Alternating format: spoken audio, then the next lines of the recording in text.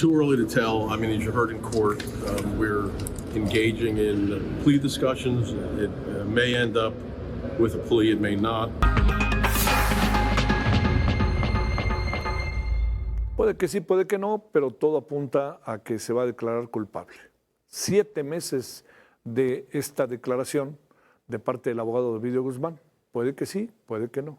Él, también conocido como el Ratón, se declarará culpable de diversos cargos de narcotráfico ante una jueza federal de Chicago. Esto va a ser una audiencia programada para el 9 de julio. Dije junio, perdóname, fue julio con L, tras llegar a un acuerdo con fiscales de los Estados Unidos. Es posible, además, que el acuerdo implique algún compromiso previo o futuro para que Ovidio Guzmán sea testigo en otros procesos. O sea, no va a bastar con que hable nada más de algunos temas, sino el acuerdo pues le exigirán todo lo habido y por haber, como puede imaginar.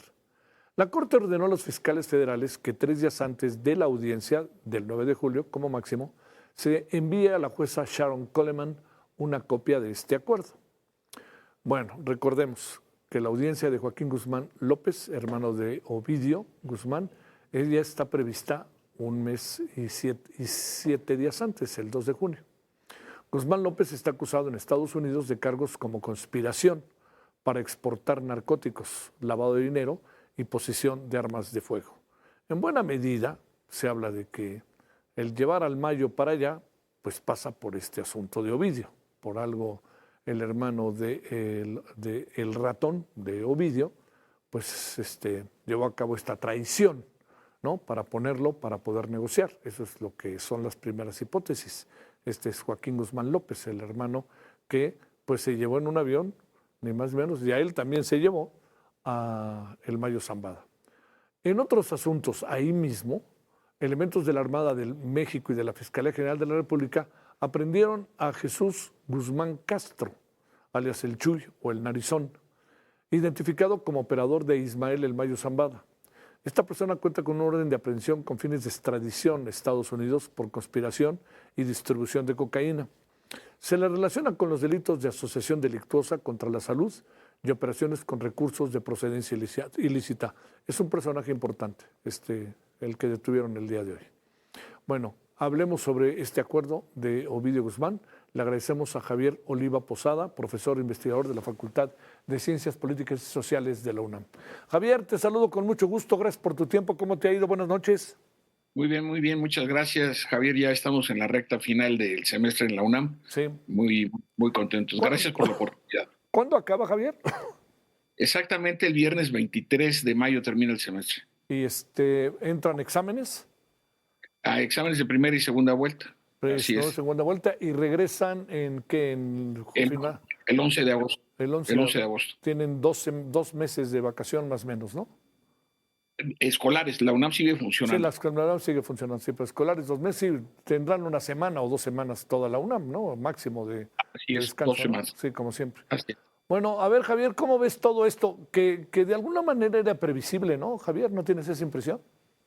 Sí, desde luego. Yo quisiera recordar el caso, Javier, que es muy importante, de Vicente Zambada, hijo de Ismael Zambada, y de su hermano Reinaldo Zambada, que en este momento, bueno, ya llevan varios meses que están libres con otra personalidad, disfrutando de alguno de sus recursos ilegales, pero que por haberse declarado culpables y haber entrado en negociación con las autoridades federales fiscales, entiendo, de los Estados Unidos, pues están en este estatus. Es decir, esta posibilidad que hoy se da a conocer, me parece que va en ese mismo sentido, en donde pues el objetivo principal sería, desde mi punto de vista, la reducción de la pena a cadena perpetua de su padre, y ellos dos encontrar también una fórmula que les permita pues permanecer en los Estados Unidos, como yo anunciaste, participar en otros juicios, y de esta manera pues entenderemos que también un trato, porque así es el derecho penal en Estados Unidos, establecer un acuerdo con las autoridades y que las penas carcelarias pues sean reducidas. Este es mi primer comentario. ¿Qué podría, digamos, se especula mucho, ¿no? pero te preguntaría, Javier Tocayo, ¿qué podría estar, qué nos podría contar, qué le podría contar a la autoridad estadounidense Ovidio? ¿Cuáles serían esos elementos que fueran realmente del interés y posibilidad de negociación? Bueno, está la presión del gobierno del presidente Trump de inculpar o iniciar investigaciones contra personalidades de distintos ámbitos en nuestro país relacionados de alguna forma, ¿no? De alguna forma de complicidad exactamente con las organizaciones criminales, en este caso con las de ellos, o que también los dos hermanos, hijos de Joaquín Guzmán Loera, pudieran también lanzar señalamientos o acusaciones en contra de funcionarios que hubieran protegido sus grupos enemigos, ¿no? Eso también puede ser una posibilidad. Entonces, la revelación de la información, que recordemos que García Luna está ya sentenciado, pero sin ninguna prueba documental, ¿no? Porque allá los testimonios jurados adquieren la calidad de prueba, ¿no?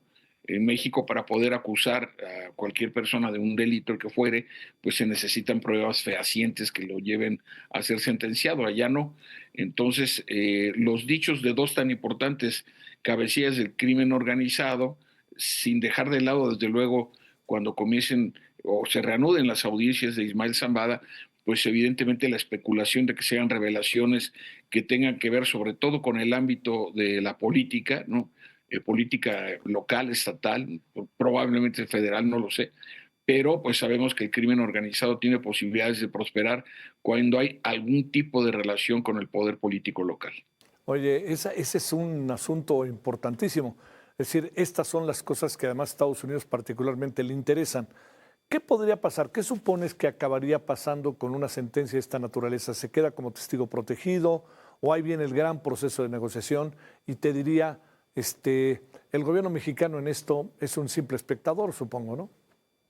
Sí, bueno, atendiendo a casos importantes como el que comentaba al principio, Sí, del Mayo, de Vicente Zambada. sí, digamos que esa podría ser el escenario más probable, sobre todo cuando se tratan de delincuentes de tan importante peso y relevancia dentro de sus organizaciones y en el mercado de las drogas, ¿no? Entonces, me parece que es muy atendible que se vaya a ir por esa ruta, porque además también, como sucede también en el caso de Estados Unidos, cuando alguna personalidad, pues estoy hablando del ámbito artístico, empresarial, político, de alguna u otra forma no logra ser señalado o imputado en su país, estoy hablando del caso del expresidente de Honduras, por ejemplo, pues le comienzan a organizar su expediente para que con base a las leyes de Estados Unidos sea solicitado con fines de extradición, como el operador, el delincuente que fue capturado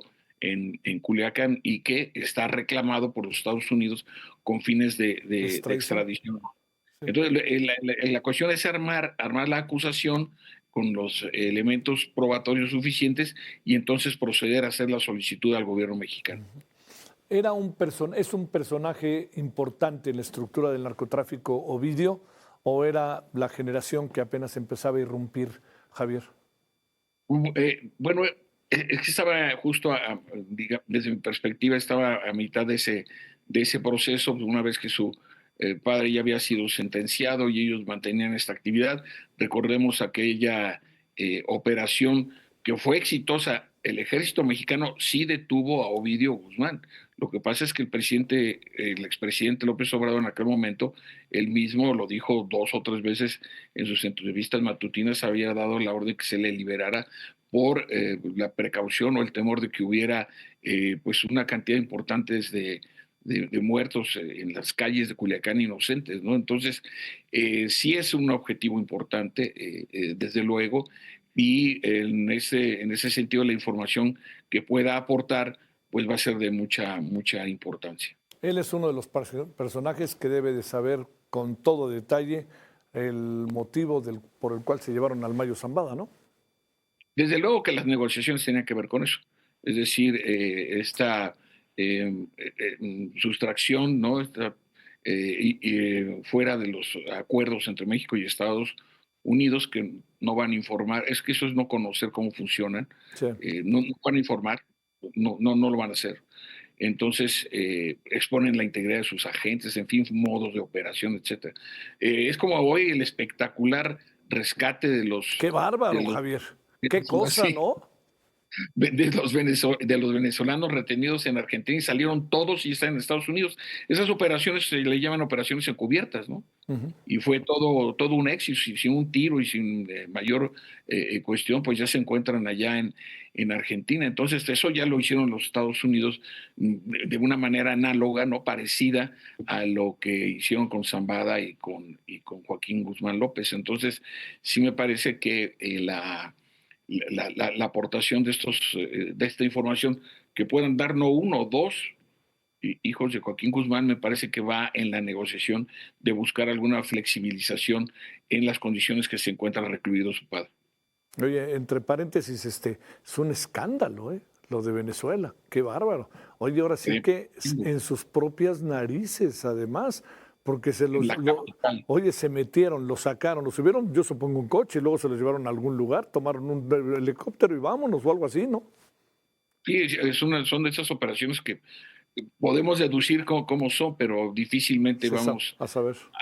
A saber cómo son. Pero aquí en lo importante, lo sobresaliente, pues es el resultado, ¿no? Y el posicionamiento, estaba leyendo en su cuenta de ex, antes Twitter, de Mark Rubio, pues felicitando a sus agentes y a quienes intervinieron, en fin, y que les llamó héroes, estos héroes venezolanos que ya se encuentran en Estados Unidos. Oye, no ha dicho nada Nicolás Maduro, ¿eh?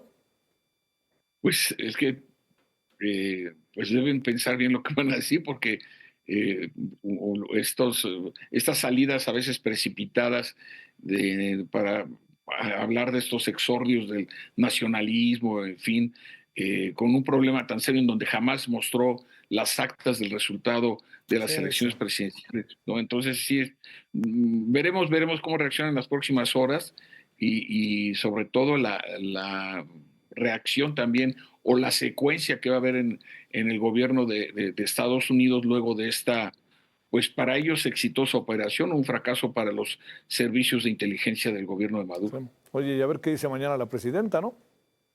Seguramente le van a preguntar. Sí, deberá de ser. Cerremos con el caso de Ovidio. Fíjate que le decía al público hace rato, Javier, que he estado viendo la serie que ya terminó de 3 capítulos del Culiacanazo que está en HBO, que me parece sinceramente muy bien hechecita, muy bien trabajada. Es una serie que es un documental, no es una ficción, y que creo que pone todos los elementos en la mesa de todas las cosas que pasaron y el enorme riesgo que corrieron los militares y sus familias en esa largo momento de llevarse a Ovidio. En lugar de hacerlo todo rápido, tardaron casi 2 horas hasta que ya fue imposible, ¿no?